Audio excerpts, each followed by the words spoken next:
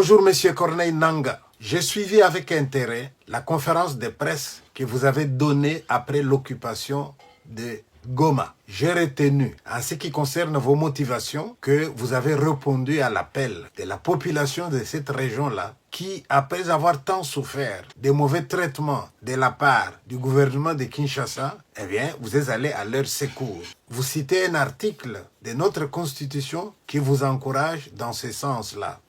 Nous voici aujourd'hui dans la ville de Goma pour répondre aux multiples appels de détresse de nos compatriotes qui vivaient une situation d'insécurité sans précédent qui leur a été imposée par la coalition du régime de Kinshasa.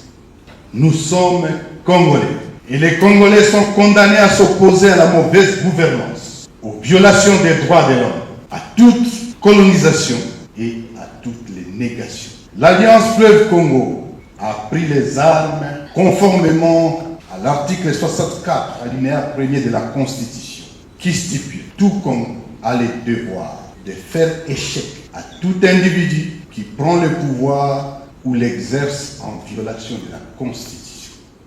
Nous sommes des Congolais. Nous ne sommes pas ce que eux prétendent de nous. Nous sommes ce que nous vous disons. Nous sommes ici à Goma pour y rester comme Congolais et protéger la population contre les incivils. Nous allons continuer la marche de libération jusqu'à Kinshasa. Je vous remercie. En m'adressant à vous, j'aimerais partager avec vous mes inquiétudes. Lorsqu'un enfant a l'âge préscolaire, il demande aux parents comment on fait les bébés. On peut lui répondre de diverses manières. Tu le sauras quand tu seras grand. Là, on a esquivé la question. Le bébé, on va aller chercher à la maternité. C'est une réponse dont il peut se contenter. Sous d'autres cieux, on dira, c'est un grand oiseau qui apporte le bébé. Ça, c'est pour un enfant de l'âge préscolaire. Mais quand l'enfant est à l'école et qu'il grandit et qu'il apprend et qu'il veut savoir, ce n'est plus cette réponse-là qu'on va lui donner. On va peut-être lui dire, papa et maman se rencontrent et ils vont donner un bébé. Mais au fur et à mesure que l'enfant grandit, qu'il devient adolescent, là, on va devoir utiliser des schémas. Et quand il va vouloir faire des études de biologie, de sexologie, on ne va lui épargner aucun détail. On va lui dire tout clairement. Ça veut donc dire une réponse adaptée à l'âge de l'enfant. Alors maintenant, nous avons aussi une question. Pourquoi la guerre? Et là, vous nous donnez une réponse. Vous nous dites que vous êtes allé au secours de la population qui a beaucoup souffert. Vous vous dites que vous êtes inspiré de la Constitution. Maintenant, M. Nangaa, je voudrais juste vous poser une question. À quel niveau situez-vous le peuple congolais? De manière générale, vous pensez que le peuple congolais a l'âge préscolaire pour gober cette explication-là? Je ne partage pas ce point de vue-là. Vous savez pourquoi? Parce que vous-même, vous avez répondu à une interview d'un journaliste européen qui vous demandait si vous n'étiez pas fâché parce que vous aviez perdu des carrés miniers. Imaginons que ce soit vrai, que vous ayez perdu des carrés miniers et les ravisseurs et vous. Est-ce que sur ce point-là, vous respectez la Constitution? Tous les gens qui sont tombés à Goma et environ, est-ce qu'ils avaient à voir avec ces carrés miniers-là? J'ai toujours prôné que lorsqu'il y a des événements qui se passent dans le monde, la lecture que nous devons en faire doit être une lecture des gens adultes. Lorsque vous amenez un enfant à l'hôpital, vous dites que l'enfant a de la fièvre, vous dites que l'enfant tousse, etc.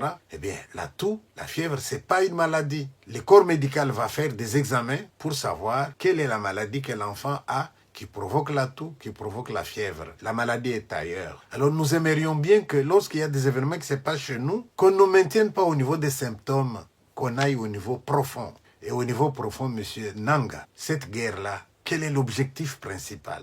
Mais je constate aussi qu'au cours de votre conférence de presse, vous insistez pour dire, c'est nous sommes les Congolais. Nous ne sommes pas ceux qu'ils disent que nous sommes. Mais qu'avez-vous besoin d'insister que nous sommes les Congolais? Nous connaissons les Congolais. Vous êtes Congolais, M. Nangaa. Vous n'avez pas besoin de les clamer. Si vous les clamez, est-ce que ça cache quelque chose?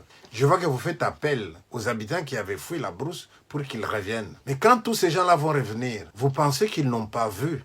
Vous pensez qu'il n'y a pas de gens qui ont pris des images? Vous êtes des Congolais, oui. Mais derrière les Congolais, qui avait-il? M. Nangaa, la guerre, ça coûte de l'argent. La guerre, il faut des armes. La guerre doit avoir un but profond. À côté de l'explication que vous nous donnez, écoutez un peu les autres explications qui nous viennent des Européens qui vous donnent de l'argent, qui donnent l'argent à ceux qui doivent se battre, qui donnent les armes à ceux qui doivent se battre.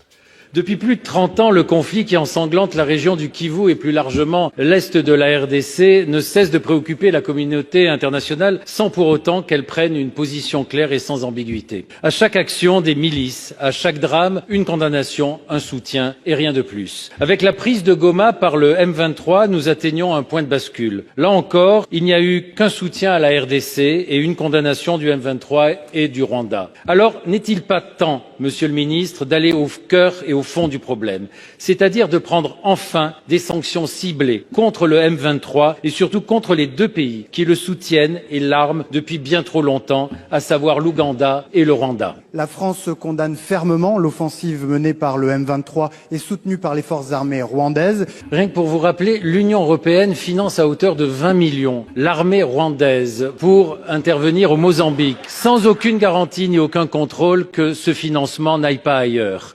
Le Rwanda est un exportateur de coltan, alors il n'y en a pas un gramme sur son sol. Ce serait l'honneur de la France d'être à la tête de demandes de sanctions contre l'Ouganda et contre le Rwanda. Goma est sous le coup d'une attaque monstrueuse par les rebelles du M23 qui sont soutenus par l'armée rwandaise qui a envoyé carrément des troupes sur le territoire congolais. Le Rwanda, qui est devenu le spécialiste de l'influence, de la guerre cognitive, bien évidemment met en valeur toutes sortes de narratifs éminemment biaisés qui sont destinés à permettre au Rwanda de déstabiliser l'est du Congo et d'exploiter des ressources minières qui ne lui appartiennent pas. On remarque que dès que le M23 repart, eh bien les exportations de coltan depuis le Rwanda augmentent. Cette situation est acceptée par l'Union européenne qui a signé l'année dernière un accord de coopération avec le Rwanda sur ces matières critiques. L'Union européenne a besoin pour sa transition énergétique de ces minéraux que l'on trouve dans l'est du Congo et finalement a accepté de blanchir, de laisser le Rwanda blanchir les minerais qu'il pille sur le territoire du Congo. Cette situation est juste inacceptable. La France, elle, a choisi le déshonneur. Elle a choisi de soutenir Paul Kagame.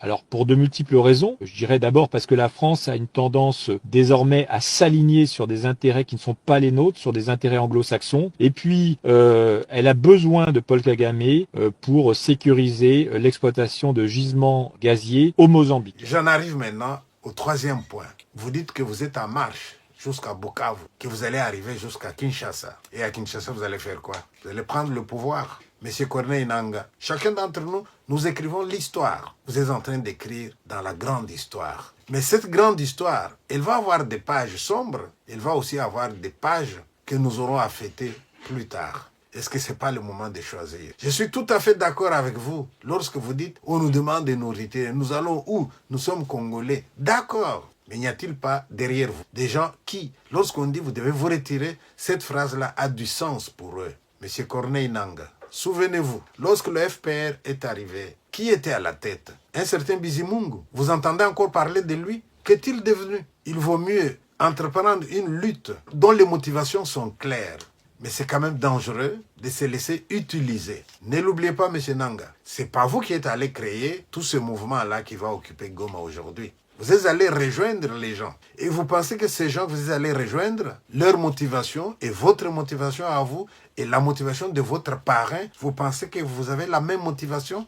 Quelle est la chance que vous avez d'arriver à Kinshasa? Vous avez des messages qui viennent de partout, qui condamnent l'occupation de Goma et qui vous demandent de partir. Vous pouvez dire non, d'accord. Mais quel est ce pays-là que vous allez nous créer là, qui sera comme ça dans l'isolement par rapport à tous les pays qui vous disent aujourd'hui, c'est pas bien ce que vous faites. En Europe, aux États-Unis, les voix commencent à s'élever. Les gens commencent à avoir honte de ce qui se passe. Mieux vaut tard que jamais. Il y a des gens qui, pour nous asservir, nous rendre esclaves, ont utilisé certains de nôtres. Mais est-ce que ce n'est pas une autre époque? Il faut encore qu'aujourd'hui, les Européens qui trouvent qu'il y a trop d'Africains, ils peuvent crever. Les Européens qui sont en train de faire des coupes budgétaires dans leurs prévisions de budget dans tous les pays. Les Européens qui sont en train de prendre des mesures drastiques contre l'immigration. Mais ces Européens trouvent que leurs problèmes à eux, ils peuvent les résoudre en donnant des armes aux uns pour qu'ils battent les autres. Et puis, comme ça, ils vont nous exploiter. que le sang a assez coulé. Eh bien, assez, s'il vous plaît. C'est suffisant, ceux qui sont morts là. Surtout qu'ils sont morts pour rien. Que nos problèmes, on peut les résoudre autrement.